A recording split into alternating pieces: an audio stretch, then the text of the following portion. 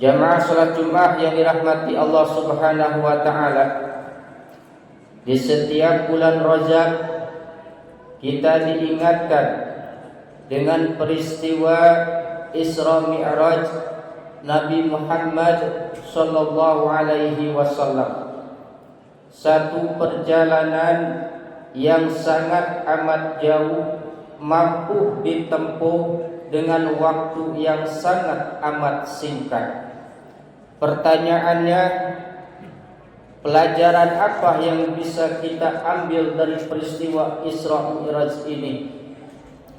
Pertama, dari aspek ketaatan. Saudara-saudaraku yang dirahmati Allah Subhanahu wa taala, aspek ketaatan ini tercermin dari perintah solat 5 waktu. Solat adalah kewajiban seorang muslim kepada Allah Subhanahu wa taala yang mencerminkan keimanan dan ketakwaannya. Solat adalah pembeda seorang mukmin dengan orang kafir. Rasulullah sallallahu alaihi wasallam bersabda, "Inna bainar rajuli wa bainas syirki wal kufri tarkas sholati." Sesungguhnya pembeda seseorang dengan kemusyrikan dan kekafiran adalah meninggalkan salat. Hadis riwayat Muslim.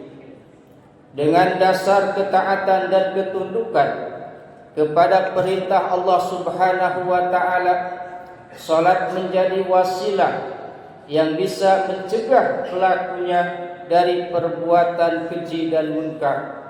Seperti mana yang difirmankan oleh Allah Subhanahu wa taala, "Wa aqimis sholata innas sholata tanha 'anil fahsya'i wal munkar."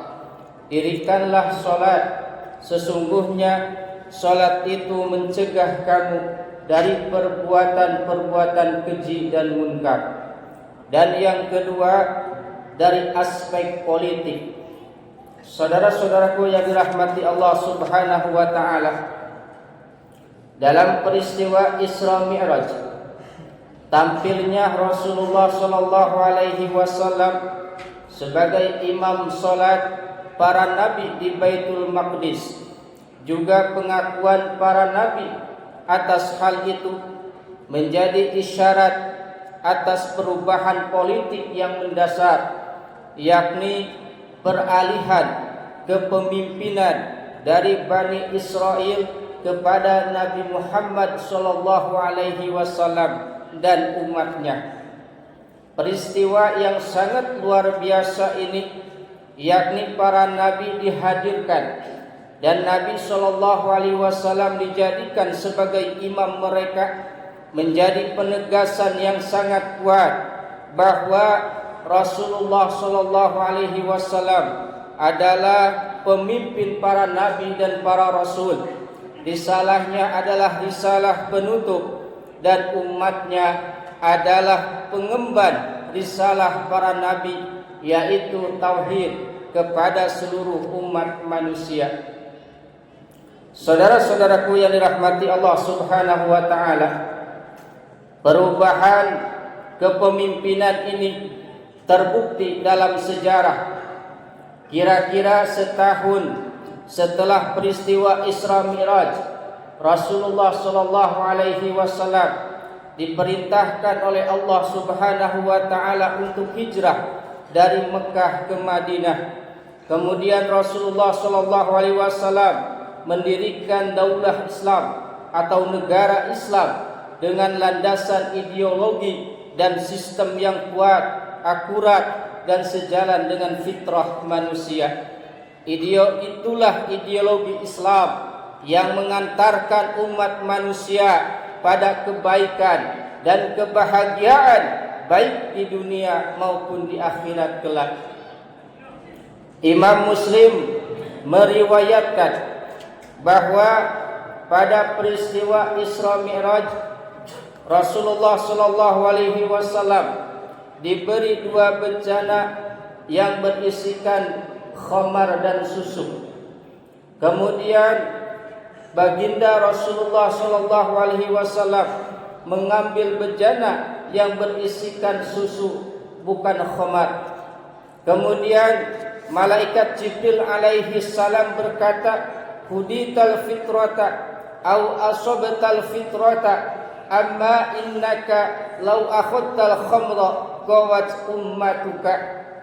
Engkau telah diberi petunjuk sesuai dengan fitrah atau bertindak benar selaras dengan fitrah. Andai engkau Muhammad mengambil bejana yang berisikan khamar, niscaya sesatlah umatmu. Saudaraku yang dirahmati Allah, peristiwa ini adalah menegaskan bahwa Islam adalah agama yang lurus. Islam adalah agama yang sesuai dengan fitrah manusia, mulai dari akidah, ibadah, muamalah, bahkan siasah atau politik. Seluruhnya akan mendatangkan kemaslahatan bagi umat manusia dan menghilangkan kerusakan atau mafsadat dalam kehidupan. Seorang sejarawan dari barat yang bernama Will Durant mengatakan bahwa kepemimpinan Islam atau khilafah Islamiyah telah memberikan keamanan, kesejahteraan dan kesempatan yang luas. Sastra, filsafat dan seni menjadikan Asia Barat pusat peradaban paling maju selama berabad-abad. Ketika Islam dijadikan sistem yang mengatur kehidupan manusia, maka kemuliaan, keberkahan akan kita rasakan. Tetapi sebaliknya, ketika kita berpaling dari peringatan Allah Subhanahu wa taala, ketika kita berpaling dari ajaran yang dibawa oleh Rasulullah sallallahu alaihi wasallam, maka kesempitan hidup akan kita rasakan.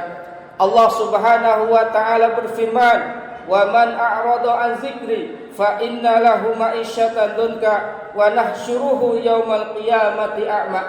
Barang siapa berpaling dari peringatanku, maka sesungguhnya baginya penghidupan yang sempit, dan kami akan menghimpunnya pada hari kiamat dalam keadaan buta. Na'udzubillah summa na'udzubillah. Saudara-saudaraku yang dirahmati Allah Subhanahu wa taala, semoga kita bisa mengambil pelajaran dari peristiwa Isra Mi'raj Rasulullah sallallahu alaihi wasallam, baik dari segi ketaatan maupun dari segi politik. Hadanallahu wa iyyakum ajmain. Astaghfirullahaladzim. Astaghfirullahaladzim li wa lakum.